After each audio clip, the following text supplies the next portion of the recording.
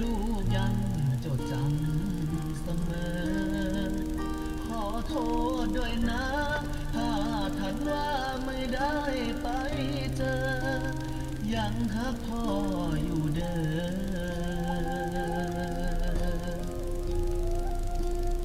ไม่มีวัน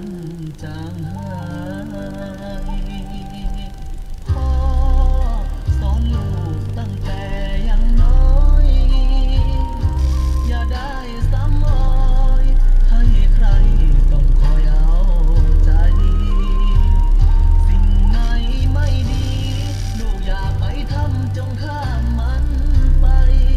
เมื่อเจ้าเติบโตวันใดลูกจะเข้าใจคำสอนที่ว่าลูกเอ๋ยฟังคำของพ่อให้ดีพ่อเจ้าคนนี้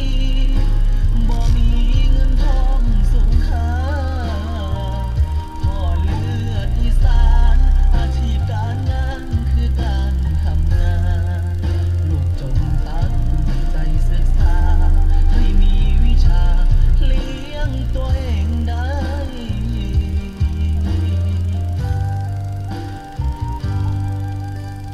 ไม่เคยลืมคำที่พ่อสอนไหว้พระก่อนนอนขอพรให้พ่อสบายลูกอยู่ทางนี้จะเป็นคนดีให้พ่อภูมิใจให้สมที่พ่อห่วงใยกลับบ้านวันใดจะไปไหว้พ่อ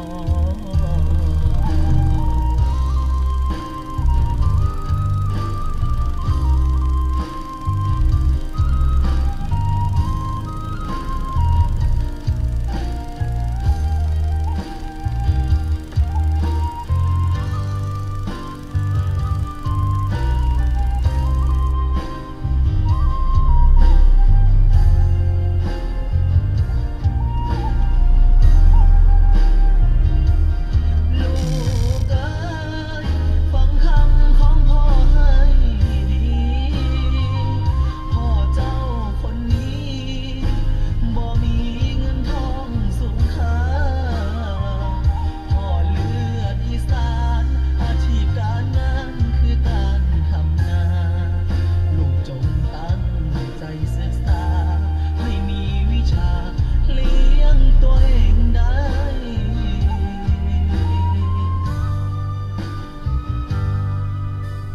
ไม่เคยลืมคำที่พ่อสอนไหว้พระก่อนนอนขอพรให้พ่อสบายลูกอยู่ทางนี้จะเป็นคนดีให้พ่อภูมิใจให้สมที่พ่อห่วงใยกลับบ้านวันใดจะไปไหว้พ่อ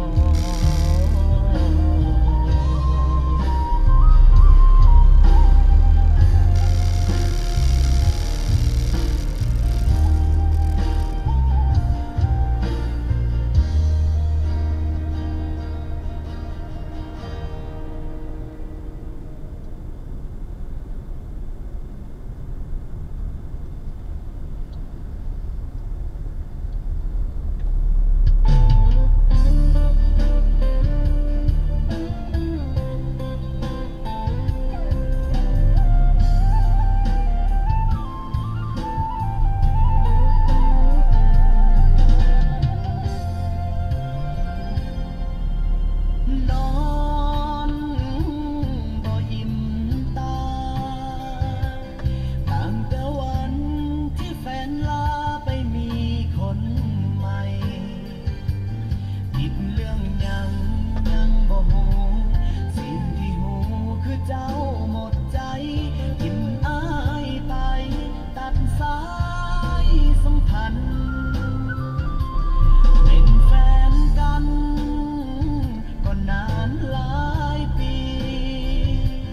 แมมเบอรี่ในสมอง